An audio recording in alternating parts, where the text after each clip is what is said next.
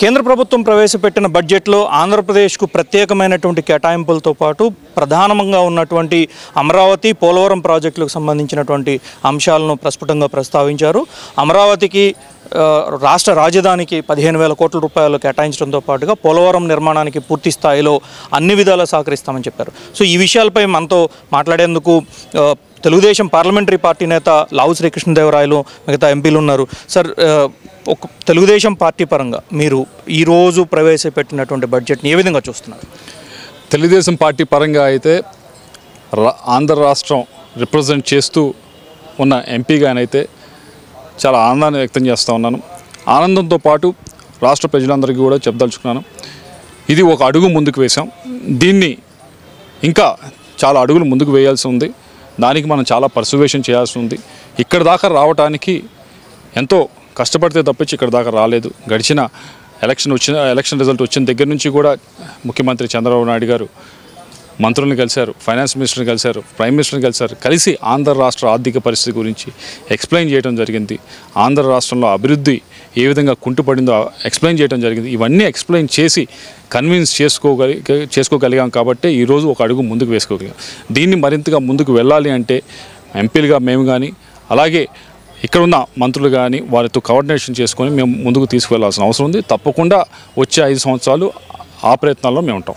Telugu Desam party ఎన్డీఏలో భాగస్వామ్యం అయింది కాబట్టి ఈ రకంగా పూర్తిస్థాయి సహకారం అందిందని భావించవచ్చా? తెలుగుదేశం ఎన్డీఏలో భాగస్వామ్యం అయింది కాబట్టి అనేది కాకుండా ఓవరాల్గా చూసినా కూడా మేము కన్విన్స్ చేసుకోగలిగాం. ఇందాక చెప్పినట్లు ఆంధ్ర రాష్ట్రం ఏ విధంగా వెనకబడిపోయింది, ఏ విధంగా పూర్తిగా అప్పుల్లో కూరుకుపోయింది అనేది మేము కన్విన్స్ చేసి ప్రధానమంత్రి గారు చెప్పగలిగాం ఏమిటంటే భారతదేశం అద్భుతంగా గ్రో అవుతూ ఉంది. ఆ గ్రోత్లో మేము ఆంధ్రప్రదేశ్ మేము కూడా భాగస్వాములు అవ్వాలని కోరుకుంటా ఉన్నాం. దానికి మాకు అవకాశం కల్పించండి. కేవలం రాష్ట్రం వైపు నుంచి అంతా చేయాలి అంటే విభజన తర్వాత మాకు జరిగిన అన్యాయం ద్వారా కానీ, గడిచిన 5 సంవత్సరాలుగా జరిగిన వెనకబాటు తరం వల్ల కానీ మేము ముందుకు అడుగు వేసే పరిస్థితి లేదు. కాబట్టి మీరు ఒక చెయ్యి అందించండి, మేము కూడా మిగతా రాష్ట్రాలతో పాటు పరిగెడతామని చెప్పడం జరిగింది. దాన్ని కన్విన్స్ అయ్యి ఈరోజు ఈ గ్రాంట్ అంతా కూడా ఇస్తా ఉన్నాం. ఈరోజు అమరావతి ఆల్మోస్ట్ కిల్ అయిపోతుంది, పూర్తి స్థాయిలో చంపబడింది, ఎడారి అన్నారు, శ్మశానం అన్నారు, ఇంకొకటి రకరకాల పేర్లు చెప్పారు. సో ఈ నేపథ్యంలో గత 5 ఏళ్లలో కనీసం ఒక ఇటుక తీసింది కానీ, ఒక బస్తా సిమెంట్ ఖర్చు పెట్టింది కానీ లేదు. కానీ ఇప్పుడు మీరు అమరావతి విషయంలో ఎలాంటి చర్యలు తీసుకోబోతున్నారు? అమరావతి పరంగా చాలా క్లారిటీగా చెప్పడం జరిగింది చంద్రబాబు నాయుడు గారు. ఒక రాష్ట్రానికి రాజధాని లేకుండా ఉండటం అనేది అసలు సమర్థించేది కాదు. అది కూడా ఈ అమరావతి కోసం 33,000 ఎకరాలు రైతులు స్వచ్ఛందంగా ఇవ్వడం జరిగింది.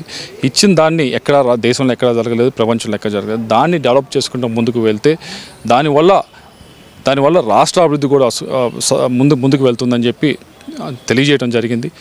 దాన్ని ఈరోజు కమిట్ అయి ఉన్నాం. అమరావతిని డెవలప్ చేయడానికి, అమరావతిని ముందుకు తీసుకెళ్ళడానికి కమిట్ అయి ఉన్నాం. దాంట్లో భాగంగానే ప్రధానమంత్రి గారికి కూడా చెప్పడం జరిగింది, ఇదిగోండి మేము ఇలా చేయబోతా ఉన్నాం, మా ప్లాన్స్ ఇవి అని చెప్పడం జరిగింది. దానికి కన్విన్స్ అయ్యి ఈరోజు 15,000 కోట్ల రూపాయలు. గత 7 ఏళ్లలో ఆంధ్రప్రదేశ్ రాష్ట్రానికి ₹1 కేంద్ర ప్రభుత్వం నుంచి ప్రత్యేకంగా వచ్చింది లేదు. మిగతా రాష్ట్రాలతో ఏ విధంగా అయితే వచ్చిందో అంతే వచ్చింది తప్ప ప్రత్యేకంగా ఈ రకంగా బడ్జెట్లో కేటాయింపుల ద్వారా వచ్చింది. దీన్ని ఎలా చూడబోతున్నారు?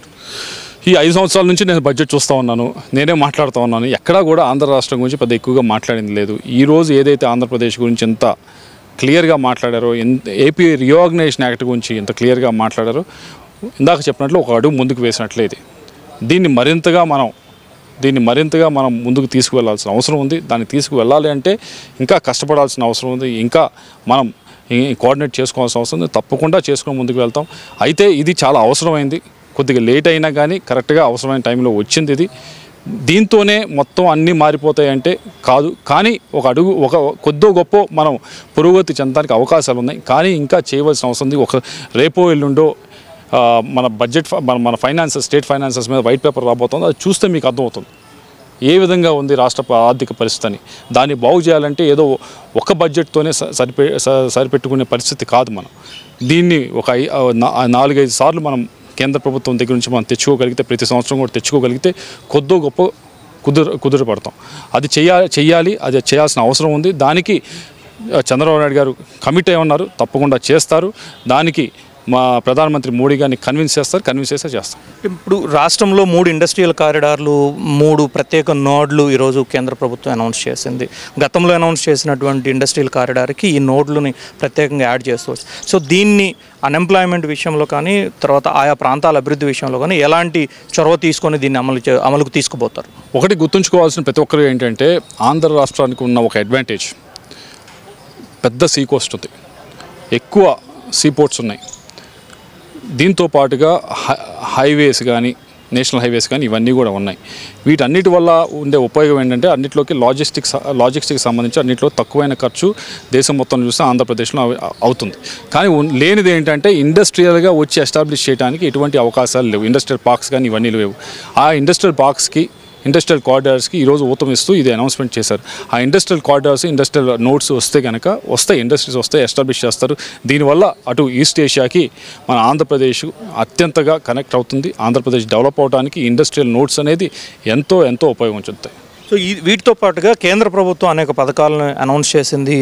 నరేగా ప్రోగ్రామ్కి అనేక ఫండ్స్ ఇచ్చింది. దాంతోపాటు అర్బన్ డెవలప్మెంటు, ఇతరత్ర సోలార్ ప్రాజెక్ట్స్, వీటన్నిటికి వేల కోట్ల రూపాయలు కేటాయించి. సో వీటి నుంచి ఆంధ్రప్రదేశ్కి ఎలాంటి లబ్ధి చేకూర్చబోతున్నారు? ఎన్ని ఫండ్స్ తీసుకురావడానికి ఆస్కారం ఉంటుంది? నరేగా అనేది డిమాండ్ డ్రివెన్ ఫండ్ కాబట్టి ఇప్పుడు 85,000 కోట్లు చెప్పినా, 1,00,000 కోట్లు చెప్పినా మనం ఎంత స్టేట్స్ ఎంత పర్సూ చేస్తే అంత వస్తుంది. కాబట్టి ఆంధ్ర రాష్ట్ర వైపు నుంచి ఇప్పటికే చంద్రబాబు నాయుడు గారు క్లియర్గా చెప్పారు, నరేగాకి మ్యాక్సిమం ఎంత తెచ్చుకోగలిగితే అంత తెచ్చుకోవాలి. మొదటి 3 స్థానాల కంటే పైనే ఉండేదానికి మనం ప్రయత్నిద్దాం. హైయెస్ట్ నెంబర్ ఆఫ్ ఫండ్స్ తెచ్చుకునే దాంట్లో తీసుకొని ఏదైతే రూరల్ డెవలప్మెంట్ ఏదైతే కొద్దిగా కుంటూ పడిందో దాన్ని ముందుకు తీసుకెళ్లాలంటే ఈ నరేగా ఫండ్స్ తీసుకొచ్చి అనుసంధానించి రూరల్ డెవలప్మెంట్ ముందుకు తీసుకెళ్లే కార్యక్రమం చేస్తాం. గతంలో రాష్ట్ర ప్రభుత్వానికి వెనుకబడిన జిల్లాలకు సంబంధించినటువంటి నిధులు ఇచ్చేవాళ్ళు, ఒక్కొక్క జిల్లా 50 కోట్ల చొప్పున.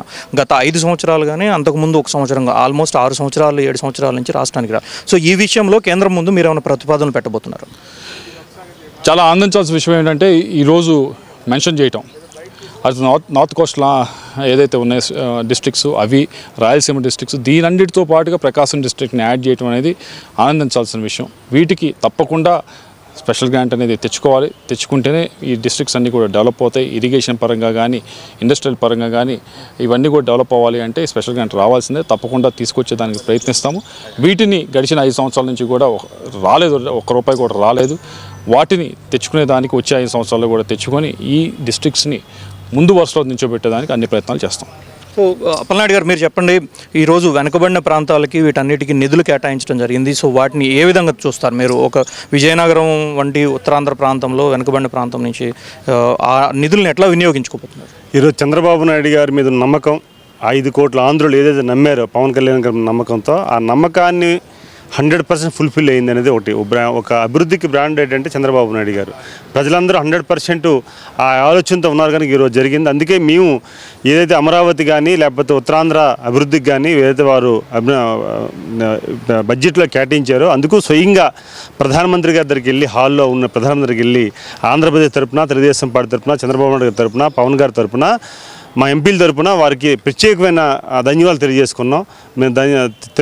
వారు కూడా పాజిటివ్ రిసీవ్ చేసుకున్నారు. అందుకే మేము కూడా ఏదైతే గతంలో ఎన్నికల ప్రసారంలో మా అధినాయకుడు చంద్రబాబు నాయుడు గారు, పవన్ గారు కానీ, ఎన్డీఏ కూటమి నాయకత్వం కానీ ఏ మాట అయితే ఇచ్చిందో ఆ మాట ప్రకారంగా ఆంధ్రప్రదేశ్కి న్యాయం జరుగుతుంది, 5 సంవత్సరాలు కుంటుపడిన ఆంధ్రప్రదేశ్ని మళ్ళీ పునర్నిర్మాణం చేస్తామని చెప్పేసి ఏదైతే మాట ఇచ్చారో ఆ మాట ప్రకారంగా వారు చంద్రబాబు నాయుడు గారు స్వయంగా వచ్చి 2 days ఇక్కడ ఉండి ఎంపీస్తో మా అందరితో పాటు వెళ్ళి ప్రధానమంత్రి గారిని, కేంద్ర మంత్రులు కలిసి ఈరోజు వారు సహకారం కోసం అడిగారు. ఆ సహకారం కళ నెరవేరింది. అందుకే ఫస్ట్ స్టెప్ అయింది కనుక మేము ఖచ్చితంగా ఆంధ్రప్రదేశ్ తరఫున వారి అందరికీ ధన్యవాదాలు తెలియజేసుకుంటున్నాం. భరత్ గారు చెప్పండి, ఈరోజు విశాఖపట్నం ఉత్తరాంధ్రకు కావచ్చు, అదేవిధంగా మొత్తం రాష్ట్రానికి ఒక ఇండస్ట్రియల్ జోన్గా ఉంది. ఇప్పటివరకు అనేక రకాల, అటు వైజాగ్ స్టీల్ కావచ్చు, మెడిటెక్ జోన్ కావచ్చు, ఇట్లా. సో రాబోయే రోజుల్లో ఇండస్ట్రియల్ పార్క్స్, అదే సందర్భంలో పారిశ్రామిక కారిడార్లు ఇవి అనౌన్స్ చేశారు కాబట్టి వీటిని ఉత్తరాంధ్ర విషయంలో కానీ వైజాగ్ విషయంలో ఏ విధంగా చూడబోతున్నారు? మా సాటి ఎంపీలు ఆల్రెడీ అనేక విషయాల మీద మాట్లాడుంటారండి. గత 5 సంవత్సరాలు వైఎస్ఆర్సీపీ ప్రభుత్వంలో అసలు ఏపీ రీఆర్గనైజేషన్ యాక్ట్ అనే విషయమే వైఎస్ఆర్సీపీ పార్టీ మర్చిపోయినట్టుంది. ఏ ఒక్క ఇష్యూ గురించి కూడా మాట్లాడలేదు. ప్రతిపక్షంలో వచ్చిన తర్వాత సడన్గా వాళ్ళకి ఇవన్నీ గుర్తొస్తున్నాయి. అంటే వాళ్ళకి ప్రజల గురించి ప్రతిపక్షంలోనే గుర్తొస్తుందంటే వాళ్ళు శాశ్వతంగా ప్రతిపక్షంలో, అది కూడా ప్రతిపక్ష హోదా లేకపోయినా సరే ప్రతిపక్షంలో ఉండడమే బెటర్. ఎందుకంటే వాళ్ళు పవర్లో ఉన్నప్పుడు మాత్రం ఏవి వాళ్ళకి గుర్తురావు. ఇవాళ ఉత్తరాంధ్ర అభివృద్ధి కోసం 5 సంవత్సరాల్లో ఏం చేశారో ఒకసారి వాళ్ళు చెప్పాలి.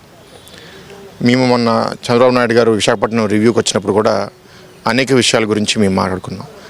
ఇవాళ బడ్జెట్కి వచ్చేసరికి దానికి మేము ఏమేం చేద్దాం అనుకున్నామో దానికి ఒక పర్ఫెక్ట్ ఆన్సర్ అనేది ఇవాళ బడ్జెట్లో దొరకడం అనేది చాలా సంతోషంగా ఉంది. వెనుకబడి ఉన్న ప్రాంతాలకి ప్రతి డిస్ట్రిక్ట్కి ఏదైతే ఆర్థిక సపోర్ట్ ఉంటుందో అది మళ్ళీ స్టార్ట్ చేసి ప్రకాశం డిస్ట్రిక్ట్ దాంట్లో యాడ్ చేయడం అనేది అభినందిస్తున్నాము. ప్రతి ఏరియాలో క్యాపిటల్ ఇన్ఫ్రాస్ట్రక్చర్ కోసం నిధులు మేము అందుబాటులో తీసుకొస్తాం. రూరల్ రోడ్స్ అవనివ్వండి, అర్బన్ రోడ్స్ అవనివ్వండి, బ్రిడ్జెస్ అవనివ్వండి, అన్నిటికీ ఓవరాల్ ఇండియాలో పెట్టారు. అది మేము కూడా సద్వినియోగం చేసుకుంటాము. వైజాగ్ చెన్నై ఇండస్ట్రియల్ కారిడార్లో వాళ్ళు they will develop and Hyderabad Bengaluru కారిడార్లో వాళ్ళు they will develop Kopparthi and Orvakal industrial nodes. దానికోసం కూడా మేము సపోర్ట్ ఇస్తామని చెప్పడం జరిగింది. మాకు విశాఖపట్నంలో చుట్టుపక్కల ప్రాంతంలో ఎక్కువ వర్షాధారం. మాకు అక్కడ వ్యవసాయం చేయాలంటే వర్షం ఉంటేనే చేయగలుగుతాం. పోలవరం పూర్తవకపోవడం వల్ల ఉత్తరాంధ్ర బాగా నష్టపోయింది. ఇప్పుడు పోలవరం ఇవాళ ఆర్థిక మంత్రి మాట్లాడుతూ చెప్పారు, ఇది ఉట్టి ఒక ఆంధ్రప్రదేశ్కి సంబంధించిన విషయం కాదు, దేశవ్యాప్తంగా ఫుడ్ సెక్యూరిటీ కోసం పోలవరం పూర్తి చేస్తే అదొక జీవనాడని చెప్పడం జరిగింది. పోలవరం పూర్తి చేసి లెఫ్ట్ కెనాల్లో మేము వాటర్ తెచ్చుకోగలిగితే విశాఖపట్నానికి, ఉత్తరాంధ్రకి అనేక లక్షల ఎకరాలు మేము పండించగలుగుతాం. మల్టిపుల్ క్రాప్స్ సంవత్సరంలో పెట్టుకోగలుగుతాం, ప్లాన్ చేసుకోగలుగుతాం. తాగునీరు సమస్య, రేపు ఇండస్ట్రియల్ పార్క్ రావాలన్నా, ఒక ఎంఎస్ఎంఈ పార్క్ రావాలన్నా వాటికి వాటర్ కావాలి. ఆ వాటర్ కూడా ఈ పోలవరం ద్వారా పూర్తవుతుంది. సో ఇవన్నీ చాలా ఆనందంగా ఉంది. మొదటిసారి ఎంపీగా అనేది బడ్జెట్లో పార్టిసిపేట్ చేయడము, ఆంధ్రప్రదేశ్కి ఇంత రావడం. చంద్రబాబు నాయుడు గారు ఏదైతే చొరవ తీసుకుని మొదట్లో మేమున్నప్పుడు 2 రోజులు, మళ్ళీ మొన్న ఒక రోజు వచ్చి హోంమంత్రి గారిని కూడా కలిశారు. వాళ్ళు చాలా దానికి పాజిటివ్గా రెసిప్రికేట్ అయ్యారు. ఎలక్షన్లో క్యాంపెయిన్లో కూడా కళ్యాణ్ గారు, బాబు గారు, మేమందరం కూడా ఎప్పుడైతే క్యాంపెయిన్కి వెళ్ళినప్పుడు ఇవాళ ఎన్డీఏలో మేము వెళ్ళడానికి కారణం, బీజేపీ మద్దతు తీసుకోవడానికి కారణం ఏంటంటే ఆర్థికంగా రాష్ట్రం చాలా నష్టపోయింది. ఈ 5 సంవత్సరాల వైఎస్ఆర్సీపీ పాలనలో 15-20 ఏళ్ళు వెనకాలకి వెళ్ళిపోయాము. చంద్రబాబు నాయుడు గారు కూడా అన్నారు 2014లో రాష్ట్ర విభజన కన్నా ఈ 5 ఏళ్ళ వైసీపీ పాలన వల్ల రాష్ట్రం ఎక్కువ నష్టపోయింది. సో దానికి కవరప్ చేయడానికి కేంద్ర ప్రభుత్వం సహాయం అవసరం. సో అలాగే వెళ్ళాము, ప్రజలు దాన్ని యాక్సెప్ట్ చేశారు, హిస్టారిక్ మ్యాండేట్ ఇచ్చారు, 164 సీట్స్ అవుట్ ఆఫ్ 175. అండ్ దానికి తగ్గట్టుగానే ఇవాళ కేంద్ర ప్రభుత్వంలో కూడా దానికి రెసిప్రికేటివ్గా ఆ గుర్తింపు ఇచ్చి ఆంధ్రప్రదేశ్ అభివృద్ధి కోసం పూర్వోదయ స్కీమ్ అని పెట్టి ఈస్ట్ ఇండియాలో ఉన్న రాష్ట్రాలు, వెనుకబడి ఉన్న రాష్ట్రాలు జార్ఖండ్, బీహారు, ఒడిషా, వెస్ట్ బెంగాల్ అండ్ ఆంధ్రప్రదేశ్ని కలుపుకొని ఇవన్నీ ప్రాజెక్ట్స్ అనౌన్స్ చేయడం జరిగింది. చాలా సంతోషంగా ఉంది. Thank you sir. సో ఇది తెలుగుదేశం ఎంపీలు చెప్తుంది. కేంద్ర ప్రభుత్వంలో చేరటానికి, అదేవిధంగా ఎన్డీఏతో భాగస్వామ్యం కావడానికి, రాష్ట్రం ప్రస్తుతం ఉన్నటువంటి ఆర్థికపరమైనటువంటి సంక్షోభం నుంచి బయటపడడానికి, అదేవిధంగా కేంద్ర ప్రభుత్వ ప్రతి పథకాన్ని ఉపయోగించుకొని రాబోయే రోజుల్లో రాష్ట్రాన్ని అగ్రగామిగా ఉన్నటువంటి 3 రాష్ట్రాల్లో ఒకదానిగా నిలబెట్టడమే తమ లక్ష్యంగా పేర్కొంటూ, ఆ విధంగా కేంద్ర ప్రభుత్వం నుంచి పూర్తిస్థాయి ఫండ్స్ అన్నింటినీ తీసుకొచ్చేందుకు, వాటిని పూర్తిస్థాయిలో వినియోగం చేసుకునేందుకు, రాష్ట్రాన్ని అన్ని విధాల అభివృద్ధి జరిపేందుకు కృషి చేస్తామంటున్నారు. కెమెరామెన్ సుర్జిత్ సింగ్తో అరుణ్ కుమార్, ఈటీవీ న్యూస్, న్యూఢిల్లీ.